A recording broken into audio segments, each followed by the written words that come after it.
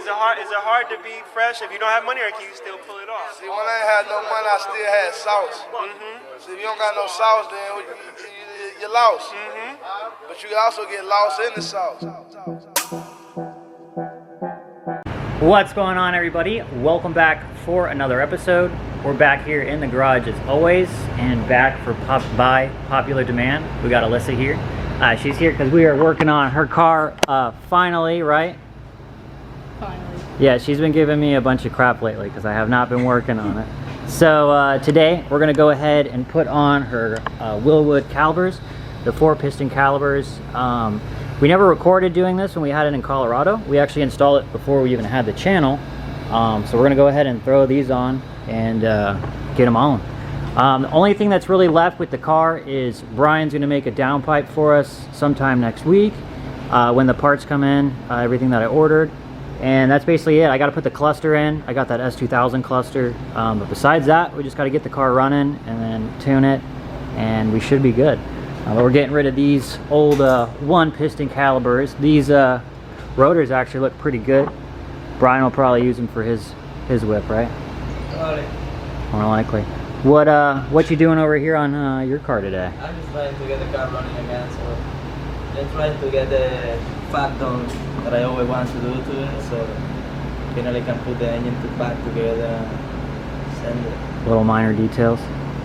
We just went ahead and upgraded our welder, so we got a new better welder over there. So now we can start welding some aluminum, do some intercooler piping, do a lot more stuff. A lot more stuff. We're about to make our first downpipe here. Heck yeah, it'll be fun. And then eventually, like this, we'll probably get rid of this coupler right here, weld those two together. So it's just one here, one on the throttle body, one here, and then one on the turbo. But yeah, so this car literally is, we've had it running and everything, we've just literally been slacking. And You've been slacking. You've been slacking. Yes. No, not gonna lie, it has definitely been me. Get to work. So yeah, let me stop talking and Get to work. get to work. All right, before we get started, I just want to show you guys what you need to do this at home. It's literally just like changing any other caliber. The Wilwood 4-piston calipers, they made it so it's literally just a direct bolt-on. A lot of the other ones, like Brembo, you have to get a certain bracket because of how big they are, and you got to run a different rotor. Those make it so if I wanted to, I could run these rotors with them. The pads would wear different if I was to use these. So I'm going to run the one that it came with, that it's been used with. So literally, you just got to take the 2 bolts off, boom, boom. Caliper comes off. You want to undo your line right here for your hydraulic fluid, your brake fluid.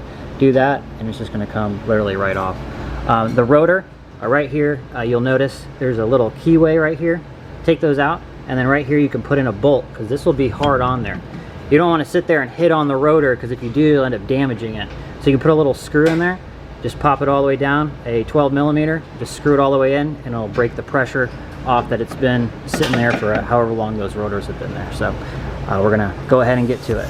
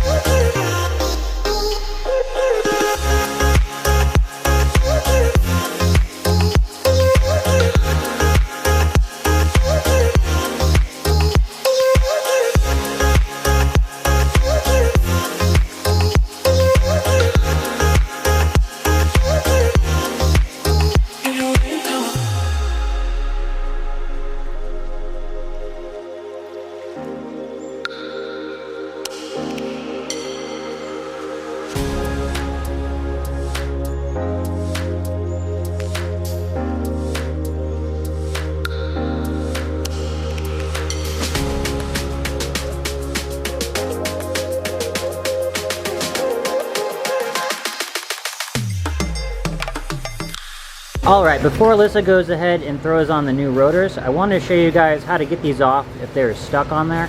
It was easy for her. She was just able to take these 2 screws out, and it just literally popped right off for her. But a lot of times they'll get rusted on there, and they're really stuck. You can try to pull it with your hand, and it won't really work that much. You can try to break it a little bit, but it's usually on there pretty hard.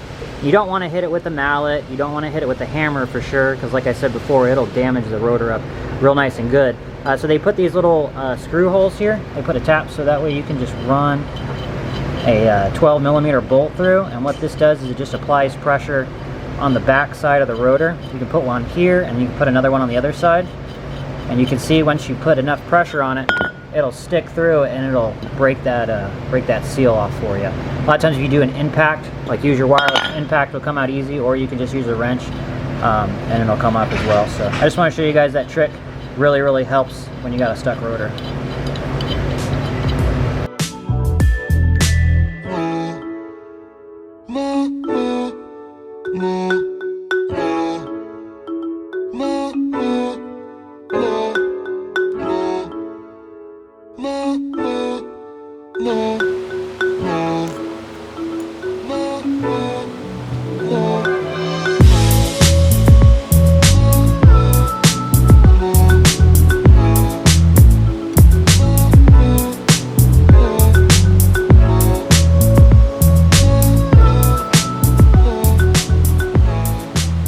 Alright, so we ran into a little bit of a dilemma. We realized that these bigger rotors won't fit right onto the factory brackets on the wheel assembly.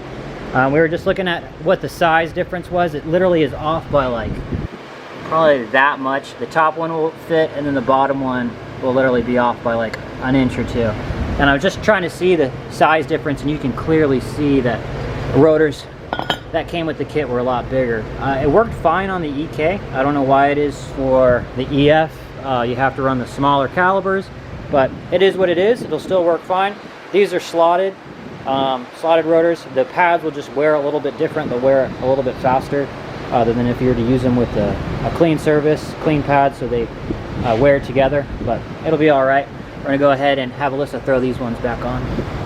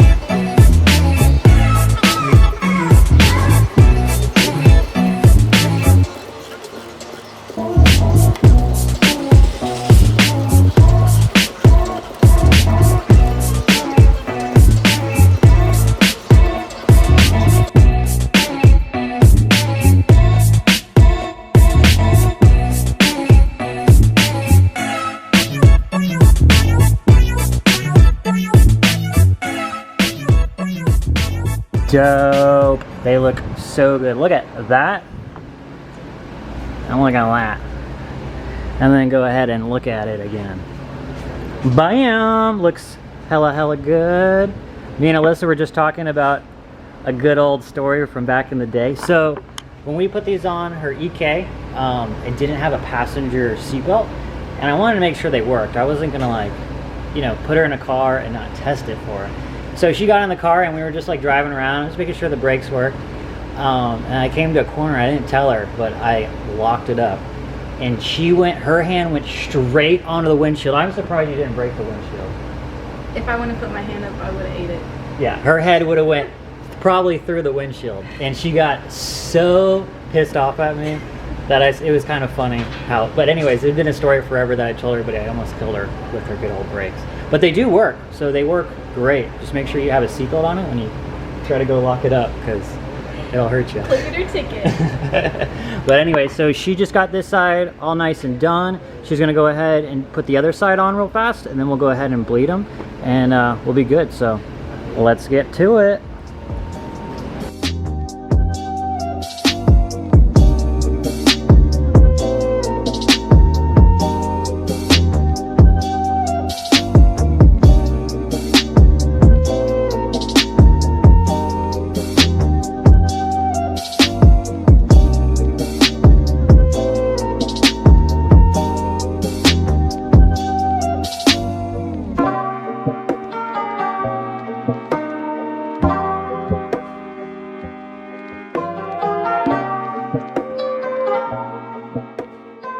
So she is finished. She just got this side done.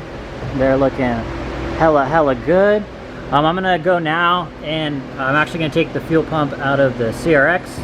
It's an AM 320, so I'm gonna go ahead and throw it in here. I'm gonna drop the tank on that. Go ahead and drop the tank on this one. Just swap them out. I don't actually know what fuel pump's in here. I'm sure it's probably the stock one. When I drop it, I'll just check it, see exactly what it is, but more than likely I'm just gonna throw the one that I have, my AEM one, in there. Probably stock. I'm more than positive it is probably a stock fuel pump. But anyways, I wanted to show you guys quick what Bryan had been working on. He got a whole bunch done just in this short time of us doing the calibers. Made his battery bracket, been working on his tube front, so that looks super good. But that is basically it for this video. We're gonna go ahead and call it there. Thank you, Alyssa, for working on the car for me today. So as always, go ahead and like and subscribe, and we'll see you guys soon. Peace. You don't got no sauce, then you're lost. But you can also get lost in the sauce.